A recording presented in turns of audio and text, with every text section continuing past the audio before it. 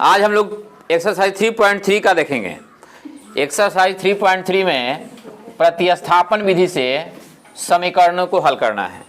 जैसे कि पहला समीकरण जो है वह है x + y = 14।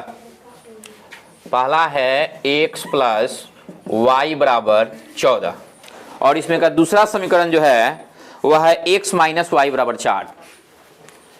x - y = 4।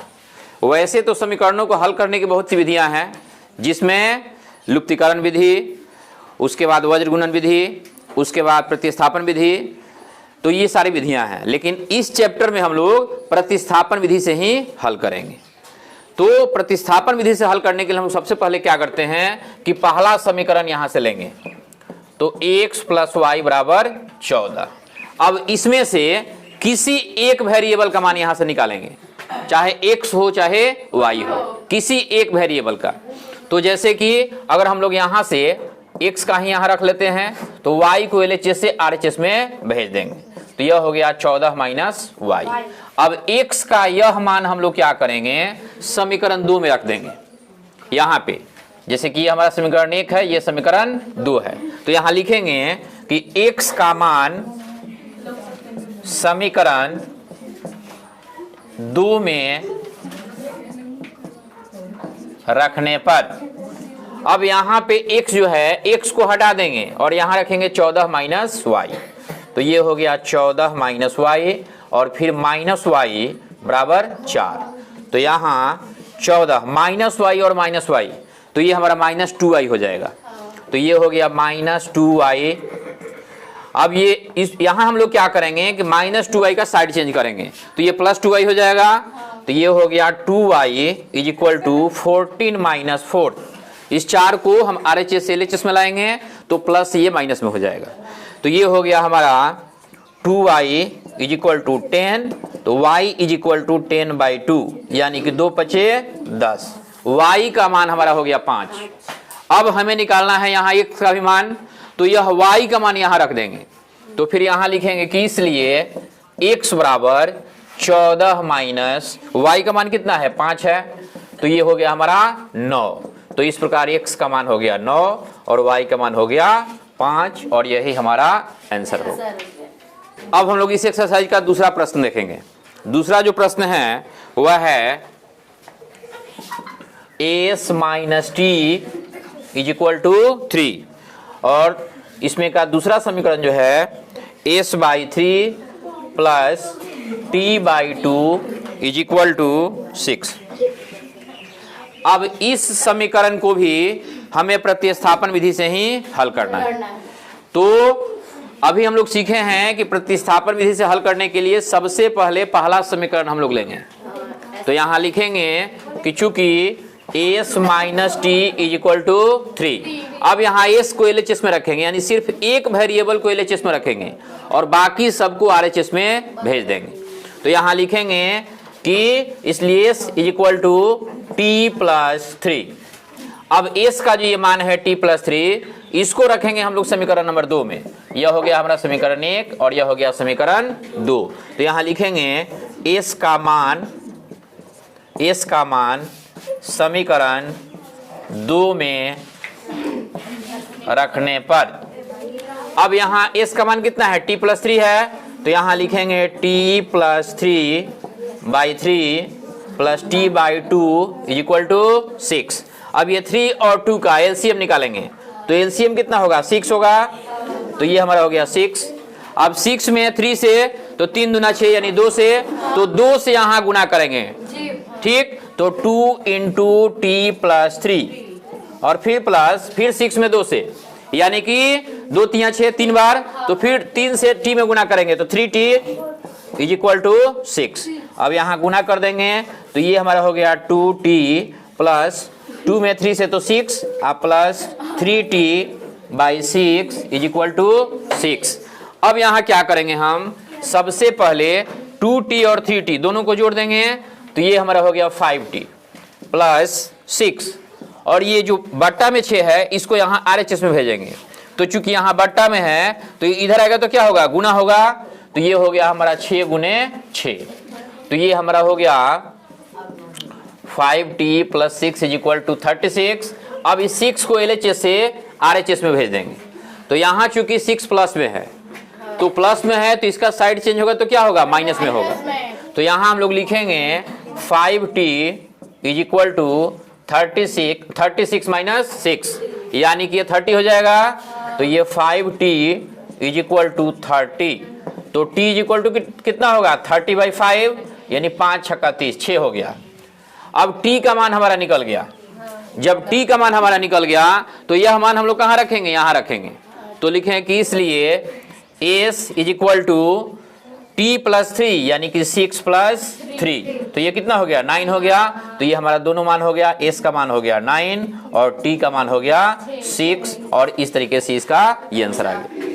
अब हम लोग 3 नंबर क्वेश्चन देखेंगे।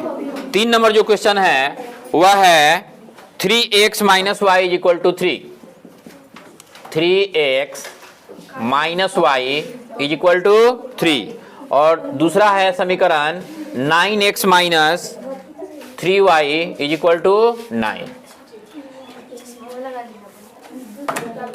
विधि तो वही है, प्रतिस्थापन विधि, इसलिए यहां भी हम लोग सबसे पहले क्या करेंगे कि पहले समीकरण को लेंगे। यह हो गया हमारा पहला समीकरण और यह हो गया दूसरा समीकरण। तो लिखेंगे कि चूंकि 3x minus Y is equal to 3, अब यहां पर हम लोग क्या करेंगे कि 3x को LHS में रखेंगे। तो 3x को LHS में रखेंगे तो माइनस वाई इधर आएगा तो क्या होगा, प्लस हो जाएगा, 3 प्लस वाई, इसलिए x is equal to 3 plus Y by 3। अब ये हमारा x का मान हो गया, और इसी मान को हम लोग रखेंगे समीकरण 2 में। तो यहां लिखेंगे कि x का मान समीकरण 2 में रखने पर, x का मान समीकरण 2 में रखने पर, तो यहां रखेंगे तो ये हो जाएगा 9, और x की जगह पर लिखेंगे 3 प्लस वाई बाई 3 और minus 3y is equal to 9। जब यहां हम लोग आगे बढ़ेंगे तो 9 यहां 9 से गुना कर देंगे तो ये हो गया 27 plus 9y by 3 minus 3y is equal to 9। अब हम लोग यहाँ क्या करेंगे कि यहाँ LCM निकालेंगे। तो यहाँ कुछ नहीं है तो बट्टा 1 है, तो ये 3 हो गया। तो ये हो गया 27 प्लस 9y और माइनस 1 से 3 में, तो 3 और 3 से 3 में गुना, तो 3 3 9, यानी कि minus 9y is equal to 9। अब ये 9y कैंसिल, यानी कि इसमें कोई वेरिएबल बचा ही नहीं। तो जब वेरिएबल बचा ही नहीं तो इसका हम लोग हल नहीं निकाल सकते हैं। ठीक, इस विधि से अगर हम लोग हल निकालना चाहें तो हल हम लोग नहीं निकाल सकते हैं। अब यहां अगर कंडीशन देखा जाए, यहां लिख देंगे कि यही हल होगा, x का हल यही हो जाएगा। यानी जैसे जैसे हम लोग y का मान अपने मन से रखेंगे x का मान चेंज होते जाएगा। और यहां अगर हम लोग देखें भी a1 बट्टा a2, जैसे हम लोग पिछले चैप्टर में देख चुके हैं, तो a1 बट्टा a2 बराबर 3/9, तो ये हो गया 3 1/3। अब फिर b1 बट्टा b2, तो यह कितना हो गया, -1 बाई -3, तो ये भी हो गया 1/3। और फिर c1 बट्टा c2, तो ये हो गया 3/9, तो ये भी हो गया 1/3। और हम लोग कंडीशन जानते हैं कि अगर कहीं a1 by a2 is equal to b1 बट्टा b2 is equal to c1 बट्टा c2 हो तो उसके अनंत हल होते हैं, और यही कारण है कि इसका हल इस तरीके का आ रहा है। अब हम लोग इस चैप्टर का चौथा प्रश्न देखेंगे। जो चौथा प्रश्न है वह है 0.2x plus 0.3y is equal to 1.3। ये हो गया पहला समीकरण। और दूसरा है 0.4x plus 0.5y is equal to 2.3। यह हो गया हमारा दूसरा समीकरण। अब इसको भी हल करना है किस विधि से, प्रतिस्थापन विधि से। तो प्रतिस्थापन विधि से हल करने के लिए क्या करेंगे, तो हम लोग लिखेंगे 0.2x plus 0.3y is equal to 1.3। अब इसको हम लोग RHS में भेज देंगे। तो यहाँ लिखेंगे 0.2x is equal to 1.3 minus 0.3y। इसलिए x is equal to 1.3 minus 0.3y, और ये चूंकि 0.2 यहाँ गुना में है तो यहाँ आएगा तो किस में होगा, भाग में हो जाएगा। तो ये हो गया 0.2। अब ये जो x का हमारा मान है, इस मान को हम लोग रखेंगे समीकरण 2 में। ठीक, तो यहाँ पे हम लोग फिर लिखेंगे x का मान समीकरण 2 में रखने पर, अब यहाँ हम लोग लिखेंगे 0.4 और x के जगह पे लिखेंगे 1.3 minus 0.3y by 0.2 plus 0.5y is equal to 2.3। अब यहाँ 0.4 है, यहाँ 0.2 है, तो हम लोग यहाँ पॉइंट हटा सकते हैं और 2 से 4 में भाग देंगे 2 बार, तो ये 2 से इसमें गुना करेंगे।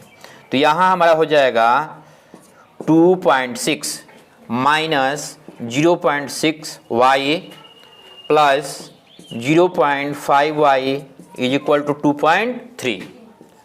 अब फिर यहाँ क्या होगा कि 2.6 को इधर से इधर भेजेंगे और यहाँ बच गया हमारा माइनस 0.6y प्लस 0.5y। तो 0.5y में से 0.6y को घटाएंगे तो यहाँ माइनस 0.1y, और वैसे भी 1 लिखते नहीं है तो यहाँ माइनस, सॉरी यहाँ चूंकि पॉइंट में है तो यहाँ लिखेंगे तो minus 0.1y is equal to 2.3 minus 2.6। तो यहाँ हमारा हो गया माइनस 0.1y इज इक्वल 2.3 में से 2.6 को घटाएंगे तो माइनस 0.3, और दोनों साइड में चूंकि माइनस माइनस हो गया। ठीक, तो यहाँ पे हम लोग लिखेंगे इसलिए y is equal to 0.3 by 0.1, और यहाँ दशमलव के बाद यहाँ भी 1 अंक, दशमलव के बाद यहाँ भी 1 अंक, तो यहाँ y का मान कितना हो गया, 3 हो गया। अब इस y के मान को कहाँ रखेंगे, x का जहाँ मान हम लोग निकाले हैं वहाँ रखेंगे। तो यहाँ लिखें कि इसलिए x is equal to 1.3 minus 0.3 into 3 by 0.2, यहाँ हम लोग हो जाएगा इक्वल टू 1.3 माइनस 0.3 में 3 से तो गुना होगा तो 0.9 बाई 0.2। अब 1.3 में से 0.9 को घटाएंगे तो ये हमारा हो गया 0.4 बाई 0.2, फिर दशमलव के बाद 1 अंक, दशमलव के बाद 1 अंक, और ये 2 से 4 में भाग देंगे 2 बार कट जाएगा, यानी कि x का मान हो गया 2 और y का मान हो गया 3, और यही हमारा आंसर होगा।